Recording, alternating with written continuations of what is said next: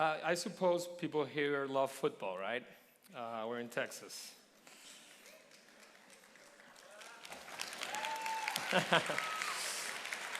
So in a football team, who's usually the team captain? Isn't it the quarterback? And what do great quarterbacks have in common? For me, it's always been the confidence they have in themselves and the confidence their teammates have in them, right?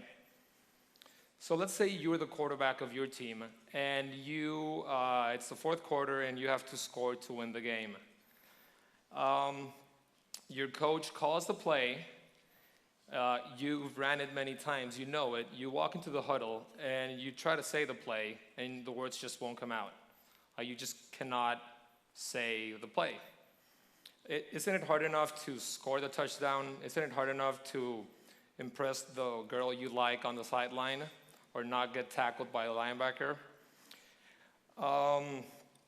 So what will be the feeling or the shame of this quarterback who cannot call the play, but he's been able to call it in practice or prior to this? This situation is a daily struggle for people who stutter.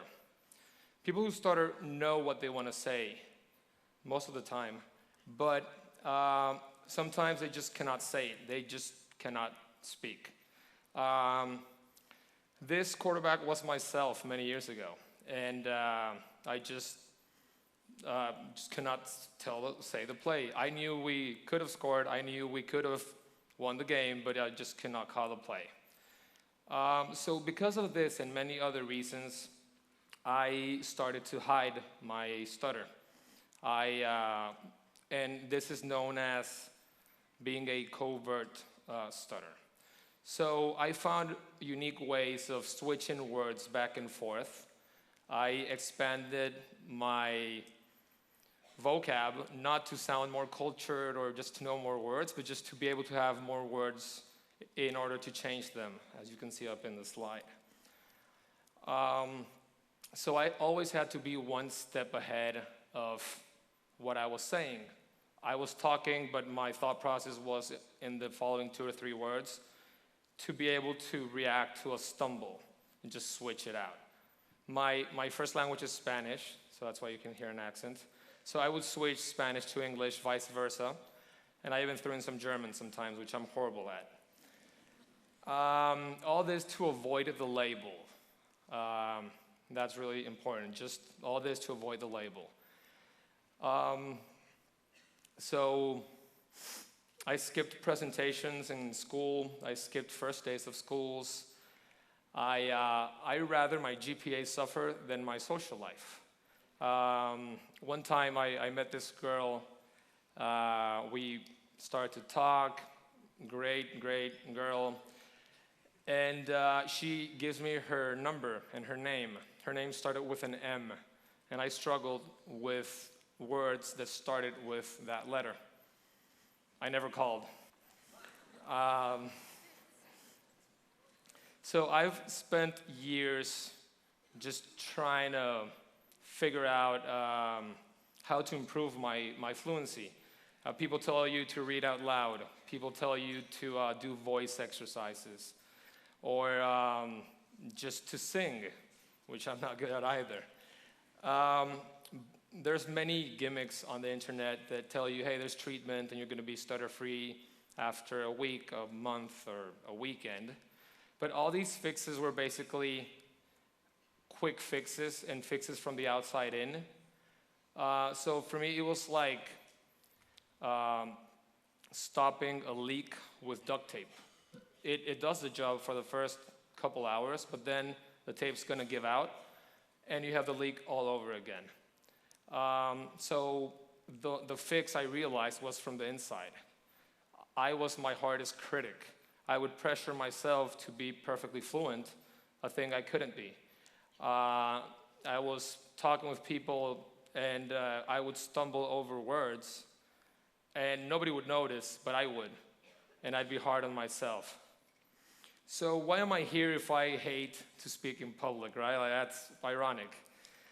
Well, because recently I met Courtney Bird from UT, from the Lang Stuttering Institute. And she taught me that the more I try to hide it and the more I wanna be perfectly fluent, the less I will be. So she taught me to speak freely instead of fluently, and there's a big difference. Speaking fluently means doing the things I did for all my life. Speaking freely means speak your mind. If you stumble, who cares? Just speak. So since I learned this, I've been trying to prove to myself that I can do speaking in public. I can just speak freely and be carefree about it. So I've sought out challenges. A month ago, I spoke in front of 200 people, more or less, with a microphone for the first time.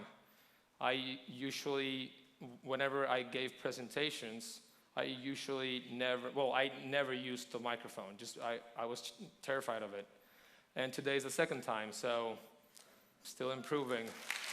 Thank you.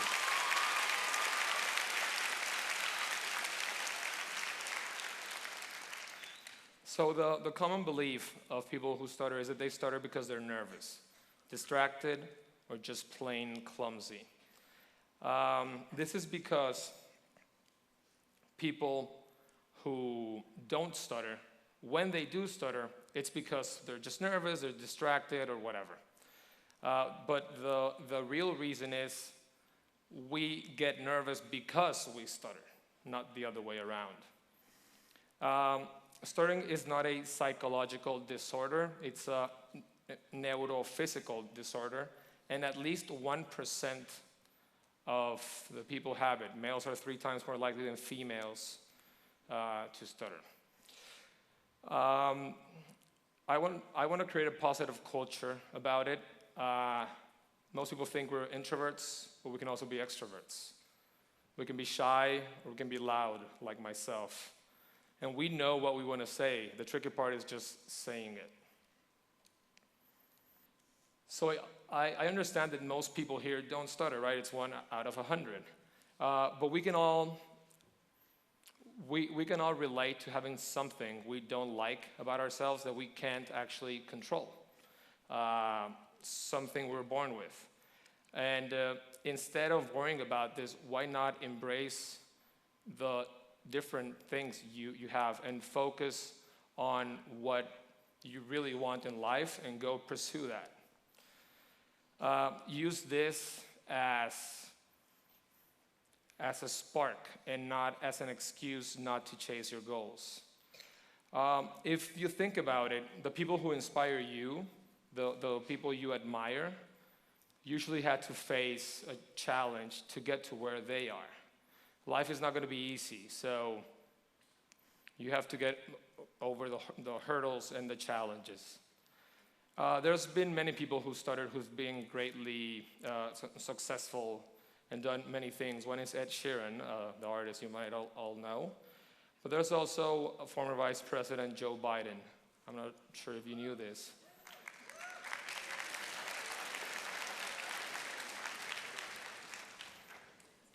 And even kings have stuttered, with King George VI. So the motto of the Lang Stuttering Institute is Dream, Speak, Live. So when you learn to accept yourself, you will be able to focus on what you really want in life. And I hope my words today inspire you to be the best version of yourself. Thank you very much.